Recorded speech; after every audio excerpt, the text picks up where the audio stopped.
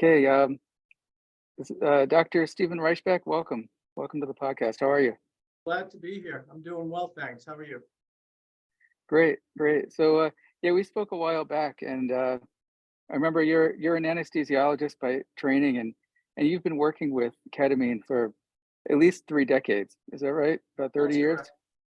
Yep, been working with it for about 3 decades, and we've been specifically treating patients for the last 8 years in our clinic here with ketamine, intravenous ketamine, to treat certain mood disorders and also certain chronic neuropathic pain syndromes.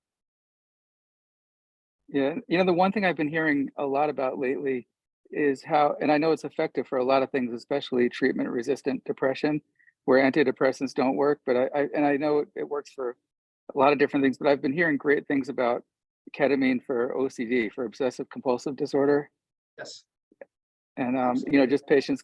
Yeah, patients are coming out of treatment just saying that the symptoms are gone. They're just not getting those intrusive, invasive thoughts and repetitive actions and thoughts. Absolutely. There have been some small studies that have been done using ketamine, relatively low doses, sub-anesthetic doses, to treat patients with OCD, and the results and the responses have been really, really impressive. I can tell you anecdotally from our practice, a lot of patients that we treat with severe depression, anxiety disorders, trauma history, they also have underlying OCD. And one of the things that's been really, really impressive to me is how that seems to be something that has helped a great deal going through these infusions, even for those other diagnoses, that these intrusive thoughts, as you mentioned, seem to really wane, and patients, the symptoms that they're dealing with related to the OCD seem to improve in a really relatively quick period of time. Yeah, yeah, that's something that's I think really interesting. That's great that you're able to see. You're kind of able to do like an ongoing study of seeing, when people come in for one thing, you can observe like what other things improve.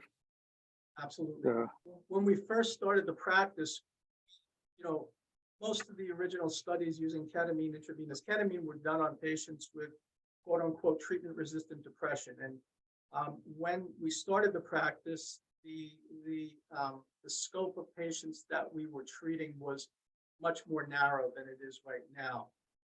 Just by having treated patients with treatment-resistant depression and coexisting anxiety disorders, and usually there's some history of significant trauma. And again, OCD, and the branches of the tree just keep getting wider.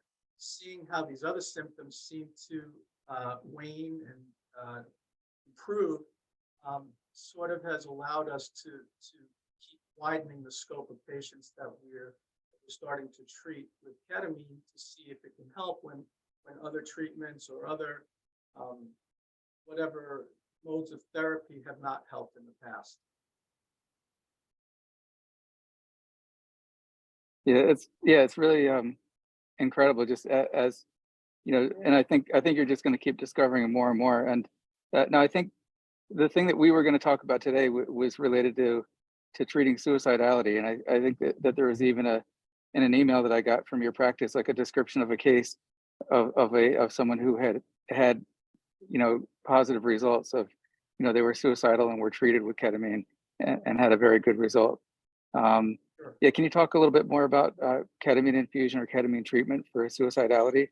Sure. I think the case that you're alluding to was a young woman, about 40 years old, came to the practice with issues related to severe depression, suicidal ideations, and the main issue with her was she had been diagnosed with a severe chronic pain condition. She was diagnosed a few years earlier with a condition known as syringomyelia and also multiple sclerosis. And she was struggling with severe chronic pain all day, every day, 10 out of 10. She was having trouble ambulating. She had extreme weakness in her upper extremities and lower extremities.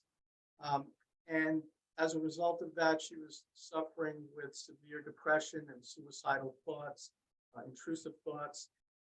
So it was really a matter of, we treat patients also of IV ketamine infusions where the protocol is completely different. Patients with certain chronic neuropathic pain syndromes. There's a not all pain conditions will respond to ketamine, but conditions that have a large central pain component compared to a peripheral neuropathic pain component.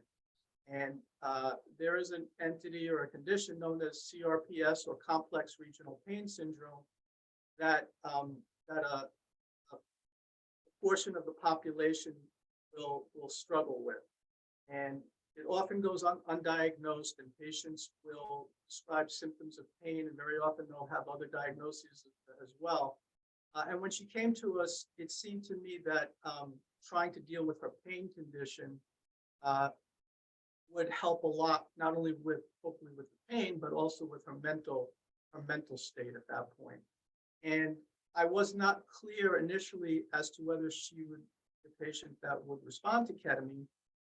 But after we started talking and I examined her, it became clear to me that she most likely had a diagnosis of CRPS, or complex regional pain syndrome, which had not been diagnosed earlier. And a lot of times patients can develop CRPS from a pre-existing condition. We see a lot of patients who've been diagnosed with Lyme disease, and a large portion of them will end up with a diagnosis of CRPS. A lot of autoimmune issues sometimes can result in a diagnosis of CRPS, but generally it's some sort of trauma, usually to an extremity, usually after surgery, or an injury, or even a bug bite.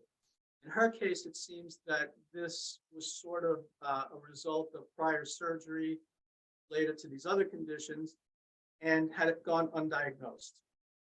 CRPS is one of the conditions that responds extremely well to intravenous ketamine in relatively large doses. So I use it oftentimes. CRPS is a diagnosis of exclusion.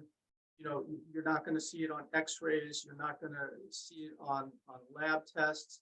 It's really a diagnosis based on history, physical exam, and certain characteristics or manifestations that go along with it.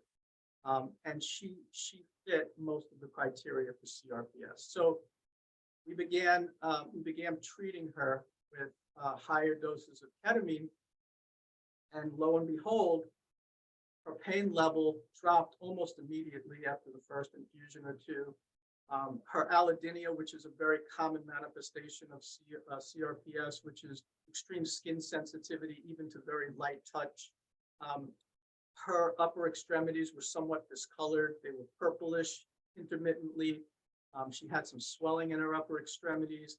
Temperature changes, or temperature differences between the areas that are affected and the areas that aren't, there's a differentiation there.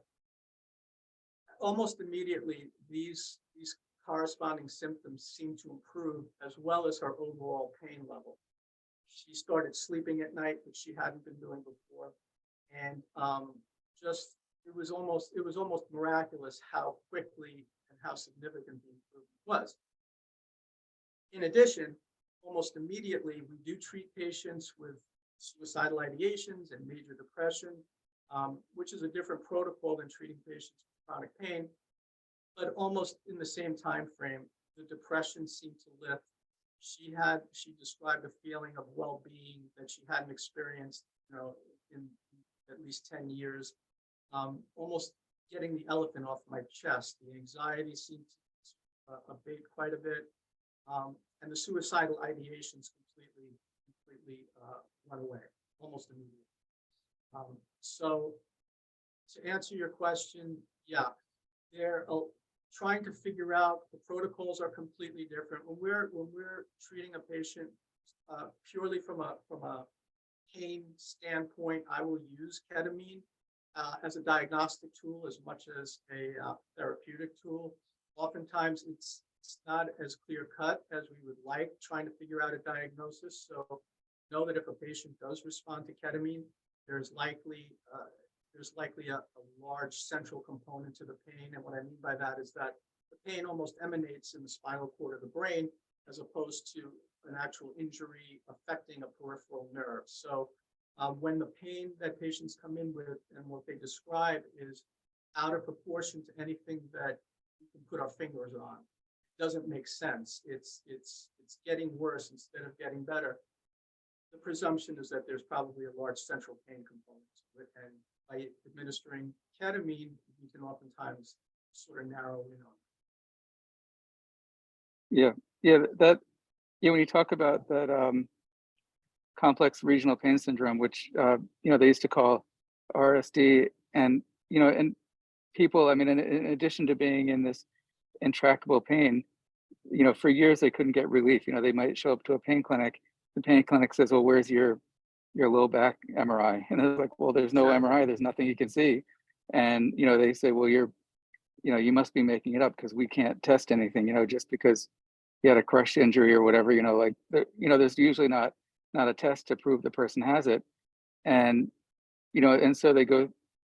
Not only are they in pain, but like extreme pain, nobody believes them, and of course you're going to get depressed, and a lot of people get suicidal, and and then some of these conditions, that for years doctors would tell patients that's not real, because I remember that with fibromyalgia, that all the doctors are saying that this is a made up condition, nobody really has it, and then suddenly big pharma comes out with a treatment indicated for fibromyalgia, and suddenly everybody believes it now. It's Right. like, what happened? Just billions of dollars got thrown at it, and there's some, whatever it was, an SSRI or some kind of neurotransmitter type reuptake inhibitor thing, and now it's a real condition with a diagnosis code, and we all believe it now.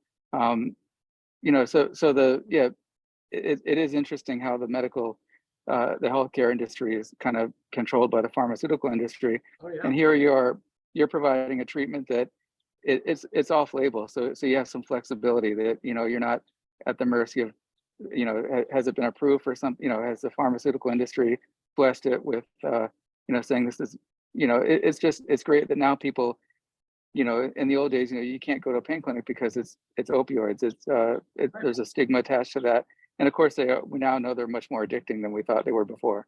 But Absolutely. ketamine is, I think it's been around for like 50 years now, and we know it's safe, um, and we know like how it works and what it does, and you're an expert in it. You've been doing it for 30 years, and now we're seeing that these things that people had nowhere to turn before have something they can Absolutely. do for it now. Absolutely, for sure. There's actually, just as an aside, I don't know whether you've seen it or heard of it. There's a wonderful documentary that just came out related to ketamine and treating specific patient with complex regional pain syndrome with ketamine, and pretty much everything, all the struggles and hurdles you just described. It just came out on Netflix. It's called Take Care of Maya, Maya, and it is absolutely wonderful. So if you get a chance, I would highly recommend taking a look at that. Yeah, yeah, definitely. I'm going to look at that. And and that's another great thing, is that ketamine has all the benefits people are talking about, these up and coming psychedelic treatments. We already have something, ketamine, that does all the things that we're hoping for with like psilocybin and some of the other ones, but it's been Absolutely. FDA approved forever. It's well understood. 100%.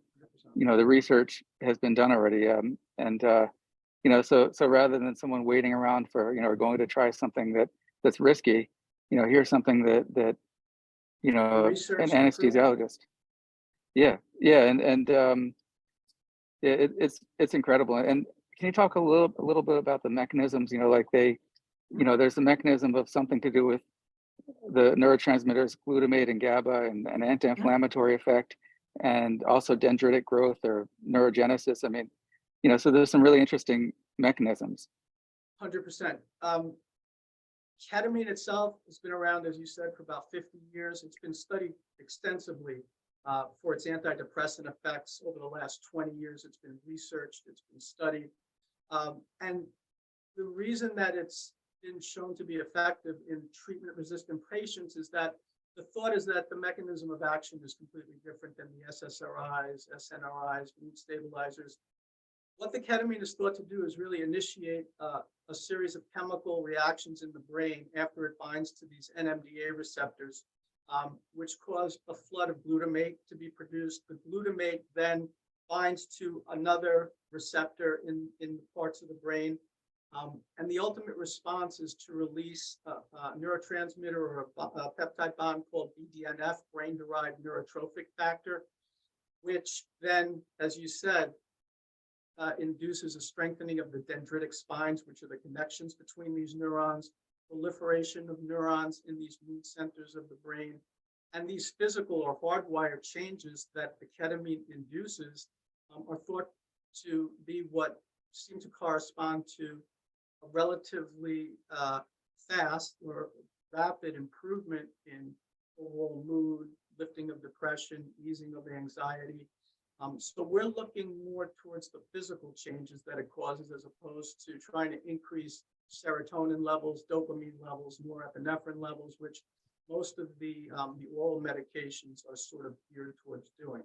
And these physical changes that ketamine is thought to induce happen very quickly. You know, within 2 to 6 hours after an infusion, these changes are starting to take place. So when we are treating a patient with a mood disorder, we're not having to wait 4 weeks, 5 weeks, 6 weeks to see if it's even going to work. And if it doesn't, we've got to start with another medication and wait another couple of weeks to see if that's effective. With ketamine, you know, if you have a suicidal patient, you know, you don't necessarily have weeks to wait to see if the medication is going to take hold. We'll get calls from psychiatrists who want to refer a patient who's, you know, suicidal, who's got a plan, who's really intent on following through. And they basically say to me, we'd like to try this before we have to, you know, admit the patient for inpatient treatment and see if this helps. And very often, the majority of the time, it does. And so that time factor can be extremely valuable in these kinds of cases. Yeah. So if someone wanted to get started with this, and you know, they want to plan for it, you know, they want to plan like, you know, what do I have to do? Because you know, I know that like if you get a ketamine infusion, you shouldn't plan to do any more activities for the rest of the day or probably 24 hours, you know, as far as driving or working or anything like that. And you know that you know, so you have to plan for like a day off at least. And like how often, like how many infusions would somebody usually get? Like for you know, typically, like how often and how many would they likely need? Sure. So the protocol I follow is to do 6 initial infusions, and we try to do them within a 2 to 3 week time frame. So the majority of patients will come to the office either twice a week over 3 weeks or 3 times a week over 2 weeks. The infusions last a minimum of about an hour. So when I say a minimum of an hour, we plan to do it over an hour. Majority of patients that go through ketamine, and ketamine is in a class of drugs known as it's a dissociative drug, so it is a mind-altering drug, especially at higher doses. But even at lower doses, patients do experience mind-altering effects to it. The majority of patients find the experience extremely warm and nurturing and transformative, and all of their questions are answered. They feel that they're benefiting from the experience as well as the actual physical changes that I was discussing before, as far as being what the research has shown to be the ultimate reason behind ketamine's effectiveness to treat these mood disorders. However, there are patients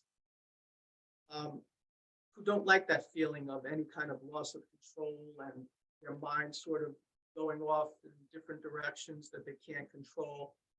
And for those patients, we're very careful to make sure that they're able to tolerate the infusion okay.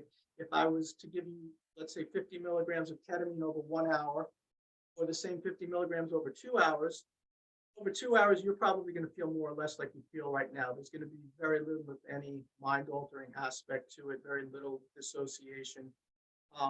But for me, the ultimate response is going to be the same. It's going to be the 50 milligrams of ketamine that's working on those parts of the brain to elicit these improvements. So patients that don't want to go through any kind of mind-altering dissociation or anything that they don't feel comfortable with, they don't have to. And there's a lot of misinformation out there. If patients do a lot of research, they'll say, "Wow, I didn't meet God, or I wasn't flying through the sky with, watching rainbows." And I have to tell them that they don't, you don't have to go through that experience in order to get the benefit from this. It's really just the ketamine either doing what we're not doing, what hopefully we're hoping it does do. Yeah. And now someone, and so you said you start with 6 treatments that might be around an hour or more. Like how often would they come in? Like, would it be like once a week? Generally 2 to 3 times a week. Oh, okay. We've done them for patients coming from further away who don't have the time luxury. We've done them on consecutive days. And we've done one a week over 6 weeks or over 4 weeks. But I think in a perfect world, trying to do these infusions within a 2 to 3 week time frame most likely results in a better outcome, a response. Okay. So yeah, so if a person is able to, if they're working, if they can schedule a couple weeks off and get it done, and then there's lasting benefits after that in many cases or most cases, if they are able to get through these 6 treatments in a couple weeks. Unlike the traditional antidepressants, it's not something you have to keep doing every day or frequently. No. Just as a sort of an aside, we do have patients who will come after work and do an infusion. And yeah, you can expect to be a little bit more lethargic and a little bit, maybe cloudier in your head for a couple of hours after. And we tell patients you can't drive for 24 hours. But for the most part, by the next day, the majority of patients are pretty much back to baseline and they're able to go to work or go to school. So there's kind of different ways to handle the scheduling and that kind of thing. Okay, so a person doesn't necessarily have to plan for 2 weeks of doing nothing. They could probably just continue with their normal life and just do the treatment in the evening. Yeah. So that sounds good. I mean, it's not, it's a, now also I how do you feel about and this is a whole different topic, but uh, medical cannabis, which is like a whole different thing. It's not not it's legal and not legal at the same time. So like doctors don't prescribe it, but at least in Florida, doctors are involved with it, with Yeah. recommending it or getting people registered. Like, how do you feel about that generally? Well, I'm actually a proponent of it in many instances. And we have a large number of our ketamine patients who have medical cannabis cards. For the types of patients that we treat, sleep is often an issue, a major issue. And when patients or people don't sleep, it affects every aspect of their lives. If they're in chronic pain is worse. If they're depressed and anxious, it makes the depression and anxiety worse. And many of them have been on medications to try to help with sleep, and nothing's really done the trick, or they don't want to be on Xanax or Klonopin for the rest of their lives to help them sleep because of the tolerance and the need to keep increasing the dose.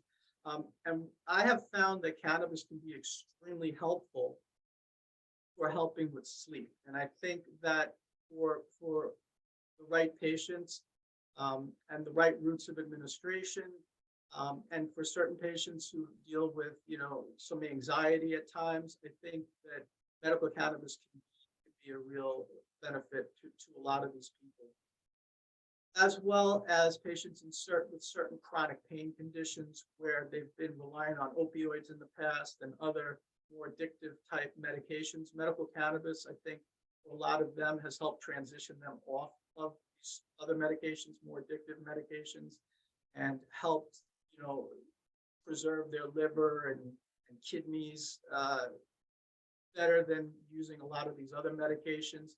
So I think under the right supervision for the right patients, medical cannabis can be an extremely important tool for a lot of these patients. Yeah, I've noticed because I've worked with a lot of people who are tapering off of either benzodiazepines or other psychiatric medications, that it helps with the tapering process and withdrawal and insomnia, like you're saying. And it seems like it's usually I don't know what the big difference is, but the gummies, where I guess like where you're taking it orally and you know exactly what the milligrams are. I remember a patient, she asked me, is it okay if I take a quarter of a gummy to help me get to sleep when she couldn't get to sleep? And it was definitely a lot, as far as I was aware, a lot safer than pretty much anything I could prescribe to her. 100% So agree with that. Yeah. yeah, so yeah, it seems like there could be some complementary benefit of a person who goes for ketamine treatment, but also is able to benefit from medical cannabis if they're open to that. Absolutely. I couldn't agree with you more on that. So, okay, yeah, Stephen Reichbach, thank you for joining me today. And yeah, how can people get in touch with you if they're interested in learning about how to schedule a series of treatments or learn more about ketamine treatment? Sure. I'm here every day during the week, 8 to 5, 8 to 6. The number here is 941-213-4444. I'm happy to speak to anybody if they have any questions relating to ketamine treatment, if they're a candidate, if they've just got questions out of curiosity. We have a website with a lot of resources, a lot of information. The website is info@findpainrelief.com. That's also a good resource, something to look through if you're interested in any of this. So yeah, those are the ways to get in touch if patients would like. Oh, perfect. Dr. Reichbach, thank you again for joining me today. Thank you, sir. It was a pleasure meeting with you again.